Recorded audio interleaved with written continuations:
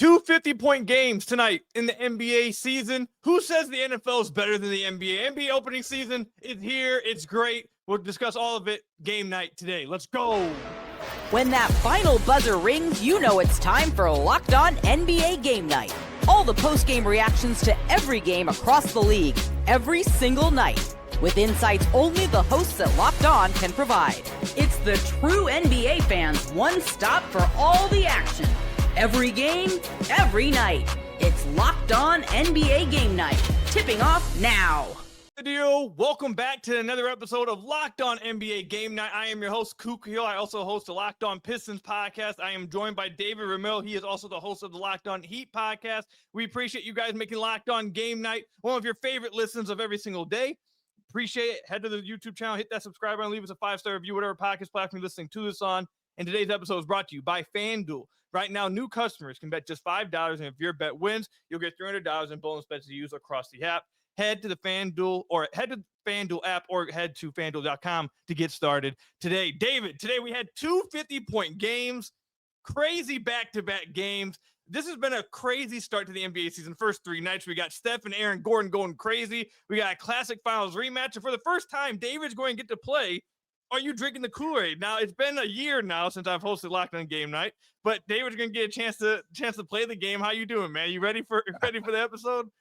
I think so. I mean, not sure what the game entails, but I'm excited nonetheless. And you know what? After tonight's basketball, only two games, we got our money's worth. That's for sure. We're double overtime in the first, and then overtime in the second. We definitely got some good action tonight.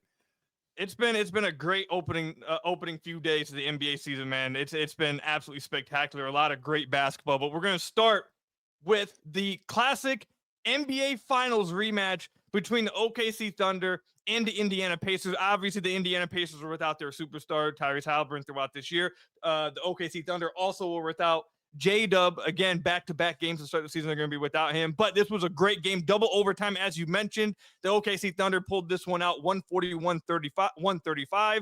Before we get into it, let's hear from our experts in Indiana and OKC. Let's start with the winning team, Rylan in OKC.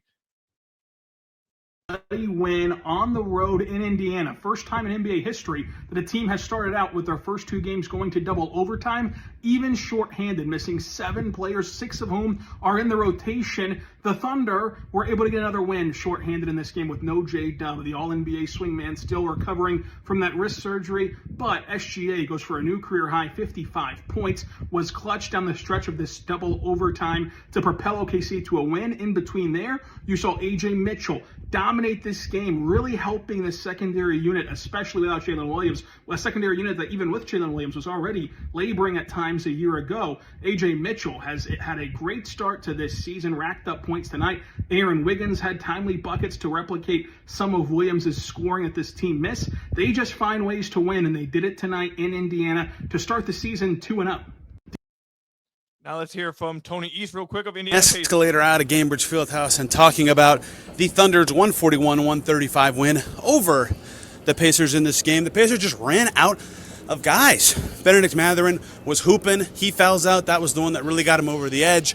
Aaron Nesmith fouled out. Andrew Nembhard got hurt. Ben Shepherd fouled out. They were just out of guys, including their injuries at point guard. They did not have enough to finish the game despite fighting valiantly with what they had. Jarris Walker stepping up, Taylor Peter stepping up. Lots of guys playing very well. Over 30 points from both Pascal Siakam and Benedict Mathurin. They were fighting. Two-man action was working really well for them. But in the end, Shai Gilgeous-Alexander, 55 points. A bunch of free throws for the Thunder was the differential. Of much more on Locked On Pacers. So, like I said, it was a classic NBA Finals rematch game. As they mentioned, SGA went off for 55 games, and Tony mentioned it. It felt like he fouled out himself the entire Indiana Pacers team. David, what was your takeaway from these games? I thought it was really impressive, to be honest with you. I really liked Indiana's comeback approach because they were just I think we saw this side of them last season when a lot of people probably weren't expecting them to be as good as they were, and they just found their pace. Obviously, as Tyrese Halliburton carried that team, he struggled early in the season and then eventually started to get into this rhythm and really propel that team through a deep playoff run all the way to the finals. And I wasn't expecting much for this group this year. In their season opener, they showed a lot of tenacity, being able to take on an OKC team that wasn't at full strength, as Rylan mentioned, but still had the MVP who played like it tonight. And they just really didn't give up at any point. They found scoring wherever they could. Matherin was fantastic. Neesmith was really solid as well. They got a lot of good performances. So I was really impressed with the Pacers showing a lot of tenacity and trying to overcome whatever adversity they faced, because it did seem like Gilgeous-Alexander was unstoppable and obviously so adept at drawing foul calls, and they couldn't really touch him. They couldn't stop him. They couldn't contain him in any way. And every time he was able to drive to the hoop or even initiate one of his fadeaways, he was drawing contact and fouling people out. So, you know what? Kudos to Indiana, but it was a fantastic performance from SGA and the rest of the Thunder too. Yeah, I want to go to the OKC side. It feels like, Sam Presti, when are you going to chill out? Like, when are you going to stop hitting on these draft picks? Like, AJ Mitchell, this past season, every time he played, I really liked some of the minutes we saw from him. And then the first 2 games of this year, he's played absolutely exceptional. That's just another young guy that the OKC Thunder have now, a part of their young core. You already got SGA, Chet, Lou Dort. You got J-Dub, obviously. You got the other Jalen Williams. Now you got AJ Mitchell. You got a bunch of guys on this team. And AJ Mitchell played absolutely exceptional for them tonight. He shot 9 of 19 from the field, 26 points for the Thunder. But I was actually, like you mentioned, I was pretty shocked that this was as close as it was. I thought OKC would be able to handle Indiana without, obviously, Tyrese for this entire season. But they came out and played really well. Pascal Siakam was making an argument to be one of the best swing forwards in the league. Played an exceptional game, 32 points and 12 of 15 shooting. I've always liked Obi Toppin off the bench for them. He had a really nice game tonight as well. But Benedict Mathurin, I think this is going to be a big year for him. They're going to need him to take up some of the scoring burden for them, and he did that tonight. Unfortunately, he fouled out, like you mentioned, but got to the free throw line 17 times as well, too. So I think Indiana fans should walk away from this game feeling good about themselves, but OKC fans, I feel like they walk away saying, the rich get richer. We found another one. Yeah, undoubtedly. I mean, you look at that team and the depth. I mean, missing, as Brian said, was it 6 key rotational players and still able to find new guys to just come up. And, a lot of that starts with SGA. He makes things so easy because he commands so much attention that you're going to get those open looks, but still credit to those young players for being able to find ways to knock us down or take advantage of those opportunities. So to me, I mean, yeah, it definitely does feel like the rich are getting richer because they do have this incredible depth, and, they're just going to keep getting better. So, I mean, it's clear. I think a lot of people felt this way even after last season, but even starting off the way they have this year and finding new depth pieces, it does feel like this is the beginning of a dynasty in the making. Yeah, OKC first 2 games of the season, both overtime games. They win the first one against Houston, and then they win a double overtime game here against Indiana. I'm not sure if that's how they wanted to start the season, playing extra basketball that much already. But are you concerned? Both games. Are you concerned? No, because I mean, to me, because last year, like a lot of it felt like OKC was always able to turn on the Jets like at key moments during the game. Like maybe it was closed for 3 quarters, and all of a sudden, next thing you know, you'd blink, and a couple minutes later, they were up by 10 or 15, and that was really just a sign of their dominance. But these overtime games, a lot of people might point to it and say, "Oh, maybe they're not as strong as they were last year." Half their roster's missing, and they're still being able to win these competitive games. So to me, I don't see it as a point of contention, although I'm sure people will look at it that way. No, I think it kind of points to OKC's depth, the fact that they can have all those guys missing, J-Dub missing, and they're still able to come out and win these type of games, have contributors like AJ Mitchell come off the bench and play really well. I think this OKC team, we already knew this, but they are incredibly deep with talent, and it's just being showed already through the first 2 games of the year. So OKC moves to 2-0. Indiana loses their home opener here. I think Indiana will be fine. I think they'll still be a competitive team, but I'm sure they would have liked to get their lick back here against OKC to start the season. But coming up, Steph Curry and Aaron Gordon put on an absolute show for the NBA. 50-point games in that game, but Aaron Gordon with the 50-point game to fight with SGA tonight. What an incredible game. We'll break it down, talk about it coming up. Today's episode is brought to you by Robinhood. Your ambition just met its match with Robinhood. You play for the win, not just on game day, every day, locking in on every opening, beating your PR, beating it again. Channel that drive into your money. Robinhood puts you in control of your money. Trade stocks, options, futures, and crypto all on one platform. You can now build and execute your own trades from a desktop with Robinhood Legends advanced tools, or take advantage of the new Robinhood Strategies with a tailored portfolio, managed by a team of experts. You expect more from yourself. Expect more from your money. Get started today at Robinhood.com/yourmoney. Again, that's Robinhood.com/yourmoney. Your money, your move with Robinhood. Then I got to tell you guys about another one of our sponsors here, DoorDash. 2 50-point games tonight. That's going to be big time for you guys with DoorDash. The NBA season is heating up, and DoorDash has found the perfect way to keep fans in their bag all season long. Whether you're watching for the highlights, your fantasy team, or just your favorite player, DoorDash makes every game night even better. DoorDash is the official on-demand delivery platform of the NBA, and they're celebrating with something called the bag drop. Every time an NBA player scores 50 points in a game, we had 2 of them tonight, DoorDash drops 50% off your order with Dash Pass the next day, and you're automatically entered for a chance to win the ultimate fan bag. We're talking player-inspired drip, exclusive gear, and stuff you'll actually want. So next time someone goes off for 50, use promo code NBA50. You can use it after tonight, the next day, to get 50% off DoorDash with Dash Pass, plus your shot at the bag drop. Dash Pass members only, 50% off to $10 the day after a 50-point game with promo code. Terms apply. No purchase necessary. Ends April 13th. Open to U.S. residents 21 or older. Visit DoorDashInYourBag.com for full details. DoorDash in your bag all season long. So I want to thank you guys again, make Locked On Game Night one of your favorite first listens of every single day. Let's go ahead and get into this. I'm Koo, host of Locked On Pistons podcast. That's David, host of Locked On Heat podcast. Let's get into the next game. I had a lot more fun. I'm not going to lie to you. I thought this game was the best game of the night. This was absolutely fantastic, and I think a lot of that has to do with the fact I think Steph Curry is still the most fun watch in the NBA still in year 300.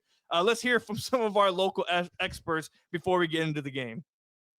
You would have told me before this contest that Aaron Gordon would have literally had one of the greatest three-point shooting performances in NBA history, scored 50 points at Chase Center, and still the Golden State Warriors would find a way to win.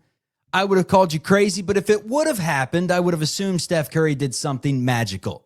That he did. In the last 2 minutes and 50 seconds of regulation, plus the full 5 minutes of overtime, Steph Curry outscored Denver by himself. Just a high-level basketball game where Curry went for 42, and how many of them were in the second half? 33 of those 42 points in the second half. Golden State just hit big shot after big shot. Aaron Gordon did everything he could. Nikola Jokic had a chance to win it at the buzzer in regulation, and Draymond Green had a nice defensive play to alter the shot. It was a missed 4 or 5 footer, and that'll be the turning point of the game and the reason why the Warriors had a chance to do it in overtime. But in OT, it was Curry. It was Al Horford hit a 3 to go up 1. Then Jonathan Kuminga had a transition bucket. It again, like game number 1, it truly was a contest that took an entire village. Everyone stepped up for the Warriors, but it was Steph Curry who did the most. And he did the most at the right time, scoring 16 straight for Golden State at one point to give the Warriors a big, big win over one of the best teams in basketball. Final score, 133 for the Warriors, 127 for the Nuggets. Check out the Locked On Warriors live post-game show that starts right about now. Let's go ahead and hear from Matt Moore of Locked On Nuggets. I can't wait to hear what Matt has to say about this one. And the Nuggets still can't beat the Warriors. I'm Matt Moore from Locked On Nuggets, and the Nuggets fall to the Warriors 137-131 in overtime in their season debut as Golden State goes to 2-0 on the season. Aaron Gordon did, in fact, have 50 and hit 10 threes and was amazing and had a Superman power move through Draymond Green for an and one to tie the game in overtime. But Steph Curry was too much. Steph with 42, 6 threes, a plus 15, 7 dimes, scored 17 straight. What the man does. The Nuggets had their opportunities in this game, leading by 7 in the fourth quarter. Couldn't close the door. Did not get a good enough game from Nikola Jokic, who finishes with 21 points on 23 shots, including 2 of 13 from 3. 13 rebounds, 10 assists for the 3-time MVP. A steal on the block, but a minus 10. Anytime the Nuggets get outscored Nikola Jokic's minutes, it's going to be a rough night. Cam Johnson, even worse than his debut, 5 points on 2 of 8 shooting, 3 rebounds, 2 assists, and a minus 17. The Nuggets will try and get things together as they open their season opener at home on Saturday versus the Phoenix Suns.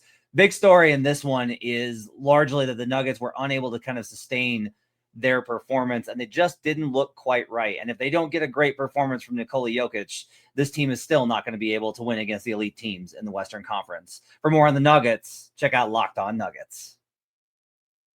So the Golden State Warriors moved to 2-0. The Nuggets lose their first game of the season. David, what was your takeaways from this game? Warriors look really good, man. Like, I know maybe that's underselling it a little bit because it just feels like they're one of those teams that's in the middle of the pack at the Western Conference, kind of a almost there sort of team.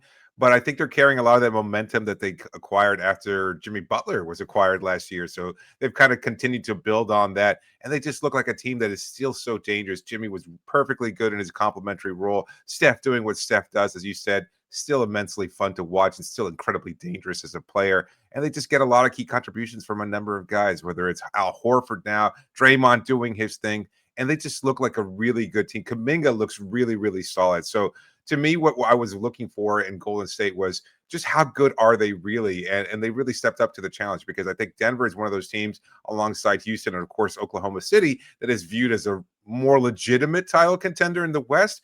But I think you have to give kudos to Golden State as a team that looks certainly like they're capable of being one of the top teams as well, because they've just got all the pieces, all the experience, and they're a well-coached team as well. I mean, Steph had 33 points after halftime. He went bonkers after halftime, willed them in the fourth quarter. It looked like Denver had pulled away a little bit in the fourth quarter midway through there, and Steph just went crazy and was able to tie the game up, send it to overtime, hit some crazy threes in the fourth quarter. He was fantastic. And then in overtime, they ended up pulling away and getting the dub here. Steph is Steph. We all know how good Steph is. I found myself watching this game from like a Pistons point of view real quickly. Like, Al Horford, 400 years old. Imagine if Al Horford was on the Pistons. Like, he still is so good at they desperately need a defensive five that can space the floor. And at 400 years old, Al Horford still is like one of the best in the league at doing that. He was fantastic for the Warriors tonight. 13 points, 5 of 8 shooting. I thought he played incredible defense on Jokic. Him and Draymond both, I thought, were some of the biggest reasons why Jokic struggled so much tonight. Again, like Matt said, when you hold Jokic to 8 of 23 shooting from the field, one of the most efficient players we've seen, you're probably going to win those games, even despite the fact that Aaron Gordon has maybe the best game of his life. Were you undoubtedly at all expecting this kind of game from Aaron Gordon? Absolutely not. Look, I used to cover the Magic, or at least attend Magic games, because I used to live nearby there in Central Florida. And watching Aaron Gordon's evolution and his career has been nothing short of ridiculous. Like, he had all the athleticism in the world, obviously, when he first came out of Arizona. And as a high draft pick, he was probably never good enough to carry a team single-handedly, and he eventually found his rhythm in Orlando. And then in Denver, he's been the perfect complementary piece there. Do you know how many three-pointers he hit as a rookie in total? 13. 13. He almost reached that tonight. He was that good. He had 10. So to see his evolution as a three-point shooter is ridiculous. And he was just phenomenal. And he just looked like he was just feeling it. And he was comfortable out there. And he just evolved into this really, really good role player in Denver. So just a fantastic showing from him. And I'm not too concerned about the Nuggets either, though, because I know you're going to rely on Jokic. But guess what? He's the best player on the planet. So it's okay to rely on him. He's going to have these moments where maybe he's a little off, and they'll be fine. Do you still view them as a contender? Obviously, it's still early in the season. He struggled maybe a little bit, but do you see this Denver team, and do you think they've got enough to still contend as a title contender? Yeah, definitely. I think as long as my philosophy is, if you have a top 5 player in the NBA, you're a contender every single season. Now, whether you actually pull it off or not, I mean, not only one team can win every single year, but when you have a top 5 player that can carry a team, you are a contender every single year. And I do like the Nuggets roster. Cam Johnson had a rough game. He's not going to shoot 1 of 6 every single game. He's a proven shooter, a proven good player. Cam Johnson's going to play better for him as he gets more accustomed. Aaron Gordon, I echo everything you say. I think he's amazing. I love Aaron Gordon. He's been one of my favorite players over the last 10 years. I really liked him in Orlando. may have had a little bit to do with 2K. I remember when he was drafted and his first 2K card was amazing. So I think that's why I started liking him early. But yeah, I think the Nuggets have a deeper team this year. Former Piston THJ played really well for him tonight. I think these are some of the best teams in the West, and they absolutely threw knockout punch after knockout punch at each other, and Golden State was just able to sustain it. But yeah, I definitely buy Denver still as a contender. I think both these teams will be contenders at the end of the year. Absolutely. All right, so coming up, I want to play the game. First time David's ever played the game. If you guys have listened to when I've hosted the show last year, we always end the episode with, "Are you drinking the Kool-Aid?" And obviously it's a play on my name. We'll play the game coming up, and we'll see how David does. Stay tuned. Today's episode is brought to you by RobinhoodYou. Let's be real, making excuses doesn't solve anything. We've all heard them before. It's just stress. I'm tired. Or it happens to everyone sometimes. But when it comes to performance, sometimes your body just needs a little extra support, and that's where RobinhoodYou comes in. RobinhoodYou.com offers fast-acting, doctor-prescribed treatments for ED designed to help you stop making excuses and start making moves, RobinhoodYou makes it easy to get started. You just connect with the board-certified doctor 100% online, no awkward waiting rooms, no in-person appointments. If prescribed, your treatment is shipped discreetly straight to your door. The process is fast, simple, and private. It's all handled by real doctors. So visit RUGIET.com/LockedInNBA to get 15% off your first order. That's RUGIET.com/LockedInNBA.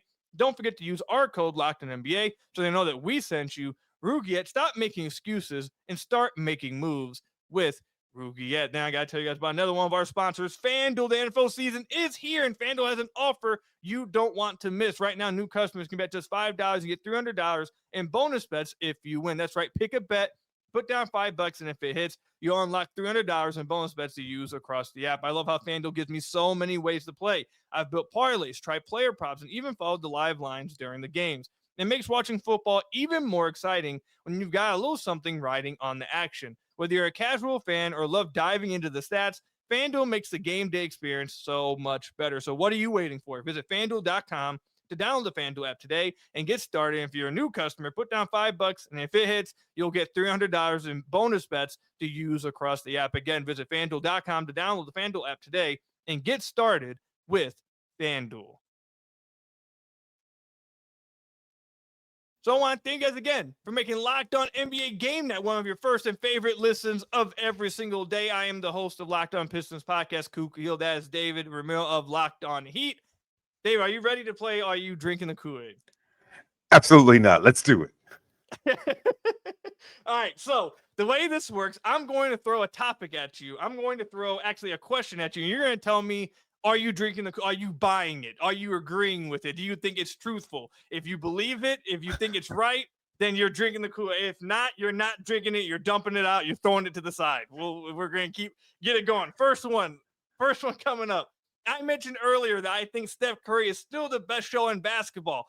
Are you drinking the Kool-Aid that at however old Steph, 38, 37 years old, that he is still the best show in the NBA?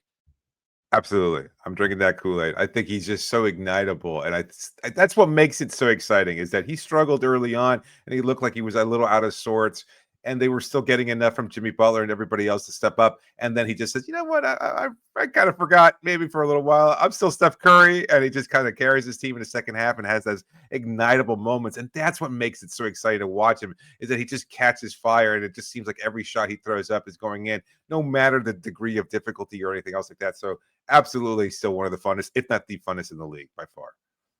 Yeah, I still think back all the way back to in high school, junior year, 2015, when he started going crazy. I still get the same feeling. Yes, a long time ago for me, but Yeah. but High school, not quite from my end, so it's all right.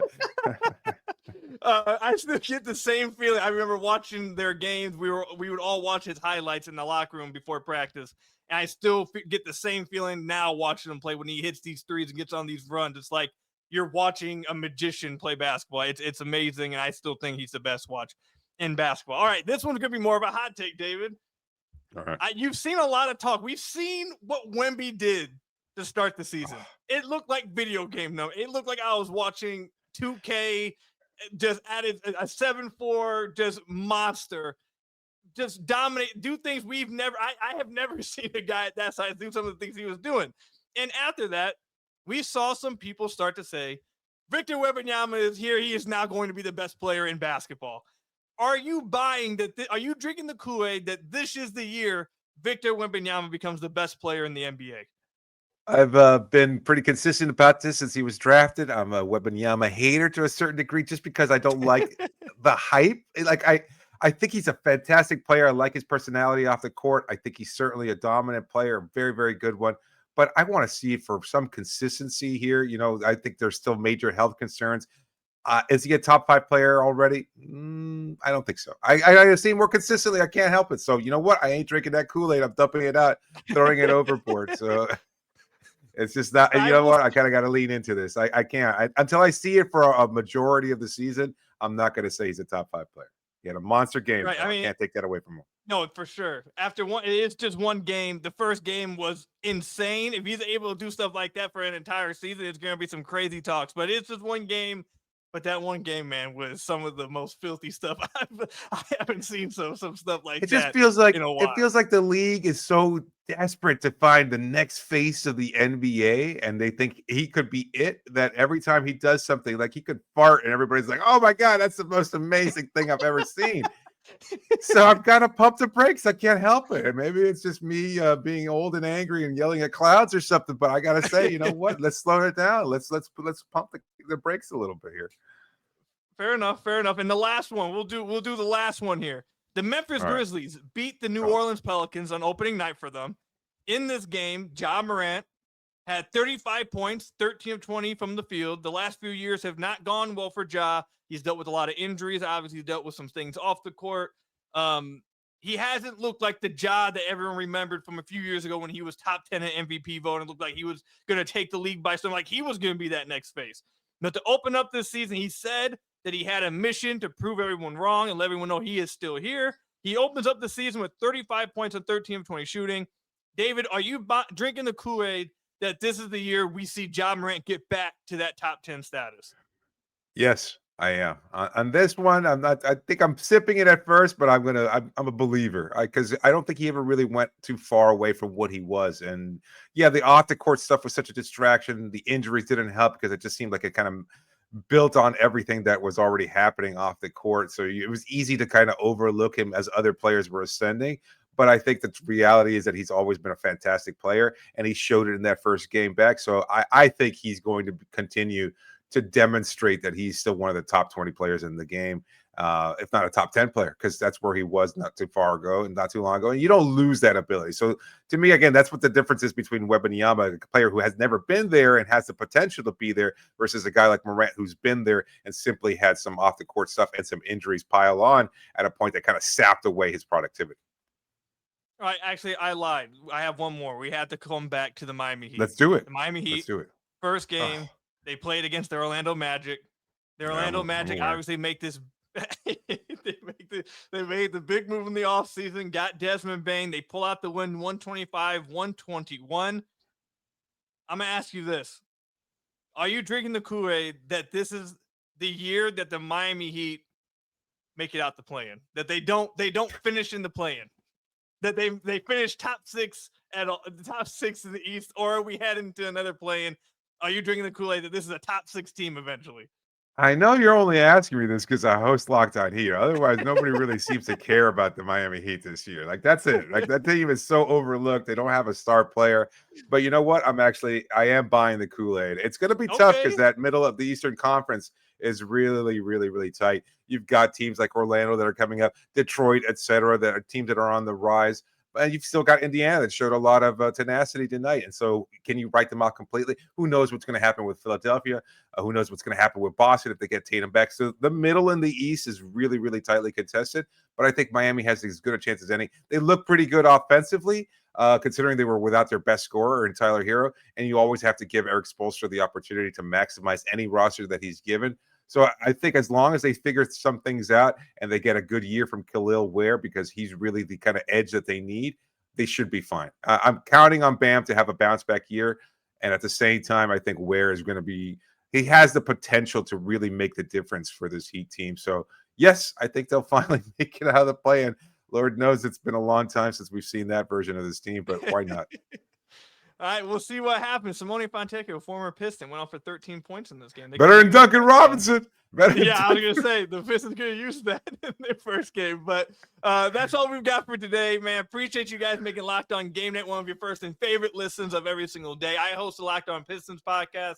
If you want to see more of me, go check it out. Whatever you listen to this on or watching this on, you can find me over there as well. You can find the same thing with David over on Locked On Heat. Whatever Pockets platform on YouTube, you can find the same stuff over there. Again, appreciate you guys. Make sure you guys are hitting that subscribe button, leaving us a 5-star review on whatever Pockets platform you're listening to us on. That's David. I'm Koo. And until next time, we will see you guys later. Stay safe out there, and peace out, everybody.